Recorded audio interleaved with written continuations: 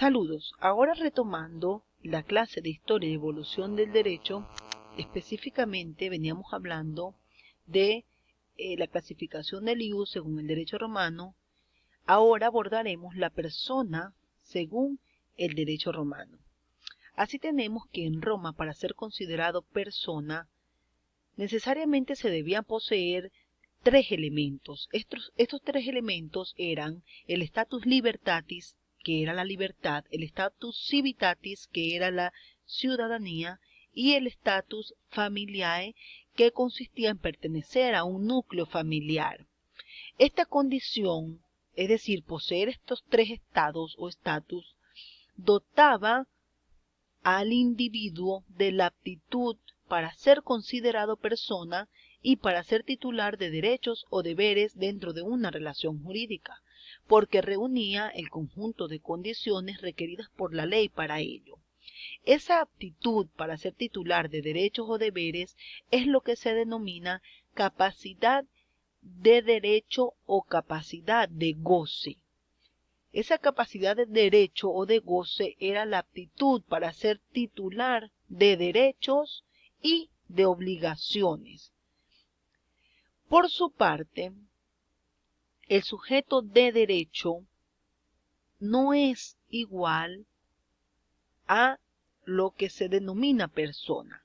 ¿Por qué? Porque el sujeto de derecho es aquel individuo o aquella persona natural o jurídica. Cuando hablamos de personas jurídicas, y lo veremos más adelante, nos estamos refiriendo a entes incorporales como las empresas, como las fundaciones.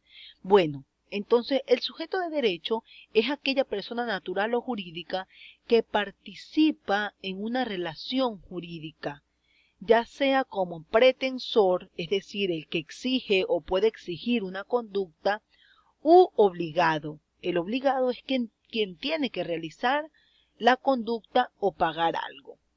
Entonces, debemos recordar aquí que no es lo mismo ser titular de un derecho. El titular del derecho es la persona que poder ejercer ese derecho, porque quien ejerce el derecho o quien se encuentra en ejercicio de un derecho es el denominado sujeto de derecho. Si la persona tiene los tres estatus, el estatus libertatis, civitatis y familiar, pero es menor de edad, esa persona, aunque tiene esa capacidad de derecho o capacidad de goce porque goza de derechos, no puede ejercerlos, es decir, no puede ser sujeto de derecho cuando es menor de edad. Entonces, los menores de edad son considerados personas y pueden ser titular de derechos y obligaciones titulares, pero no pueden ejercer por su condición de minoridad ese derecho, es decir, no pueden ser sujetos de derecho. Entonces, esa capacidad para ejercer los derechos u obligaciones es lo que se denomina capacidad de hecho o de ejercicio. Es el conjunto de condiciones requeridas por la ley para poder ejercitar los derechos de los cuales se es titular. Según la ley, no son incapaces, es decir, pueden tener derechos, pueden ser titulares de derechos, pero no los pueden ejercer los impúber, los locos y los pródigos. Vamos a explicar brevemente en qué consiste cada uno de estos. Así, los impúber son aquellos que por razón de la edad la ley no les permite celebrar o ejercer negocios jurídicos porque se considera que no tienen discernimiento, es decir, que no están en sus plenas capacidades mentales para celebrar un negocio jurídico. Los pródigos, por su parte, son aquellas personas que les gusta gastar, derrochar. Esos pródigos en el derecho romano estaban inhabilitados para llevar a cabo negocios jurídicos donde se viera disminuido su patrimonio. Y los locos eran aquellos que no tenían esa capacidad mental para celebrar un negocio jurídico. Las causas que podían modificar esa capacidad de goce o de ejercicio es la capitis diminutio máxima, la capitis diminutio media o la capitis diminutio mínima.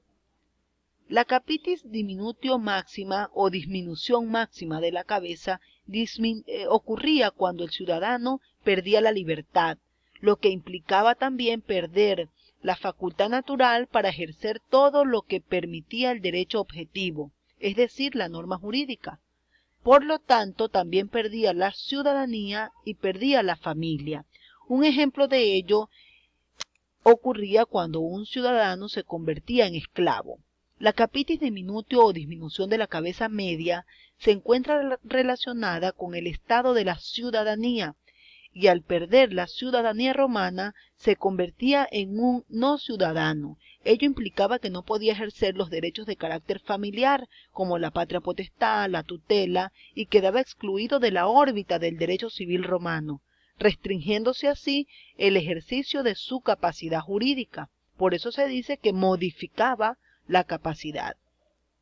Y la capitis diminutio mínima, o la disminución de la cabeza mínima, ocurría cuando había el rompimiento del vínculo de agnación, que era el parentesco familiar que tenían las personas que estaban bajo la patria potestad del mismo pater familias, quien ejercía la autoridad paterna. Esto ocurría, por ejemplo, la capitis diminutio mínima, cuando el hijo era emancipado por su padre y salía de su patria potestad.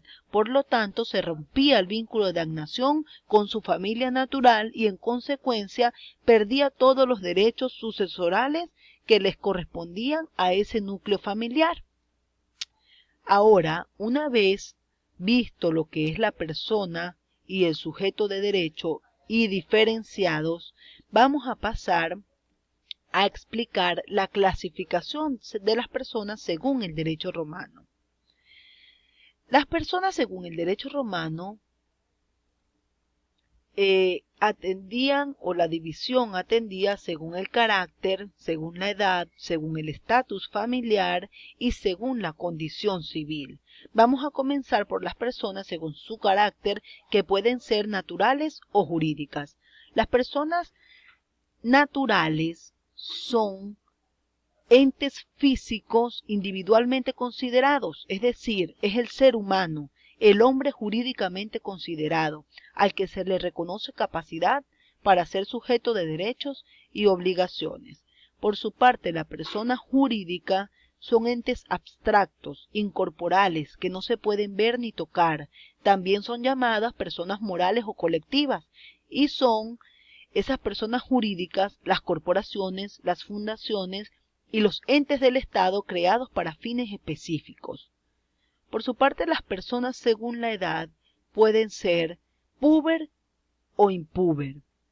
Los impúber se dividen en infas, que son las personas de 0 a 7 años, y los infantia mayores, que son las mujeres de 7 a 12 años y el hombre de 7 a 14 años.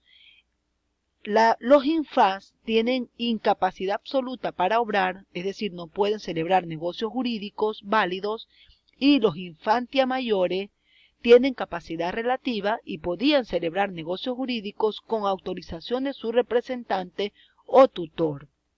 Los puber son las mujeres mayores de 12 y los hombres mayores de 14, y ellos sí que tenían capacidad absoluta de obrar, es decir, que podían libremente, sin autorización de nadie, celebrar negocios jurídicos válidos.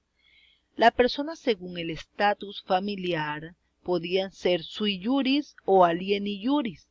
Los sui juris son aquellos libres de toda autoridad, que dependen de ellos mismos y que además de tener los tres estatus, el civitatis, el libertatis y el familiar, son cabeza de familia, es decir, son pater familias. Esos son los sui juris, los que además de ser pater familias tienen los tres estatus. Y los alieni juris son aquellas personas que tienen el estatus libertatis, el familiar y el civitatis, pero que se encuentran bajo la potestad o dominio de otro. Este dominio se podía dar de tres maneras. Se consideraba que estaban bajo el dominio de otros los que estaban bajo patria potestad, los que estaban sujetos a manus o los que estaban bajo mancipium. Estaban sujetos a patria potestad las personas libres, pero que se encuentran bajo la potestad de otro, como por ejemplo los miembros de la familia que están sujetos a la potestad del pater familias.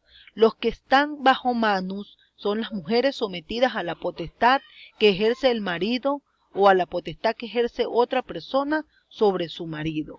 Y los que estaban bajo mancipium son los hombres libres que están bajo el poder o dominio de otro hombre libre. Sucedía cuando el padre vendía a su hijo para obtener un beneficio económico.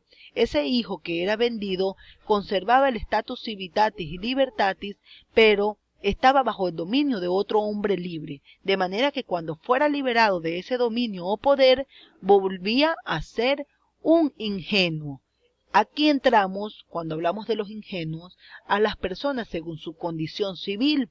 Tenemos los libertos, los libertos eran los esclavos que habían sido liberados, pero sin cumplir con las formas solemnes establecidas por la ley de las 12 tablas para ello, o que no habían sido liberados por su propietario, quiritario u originario.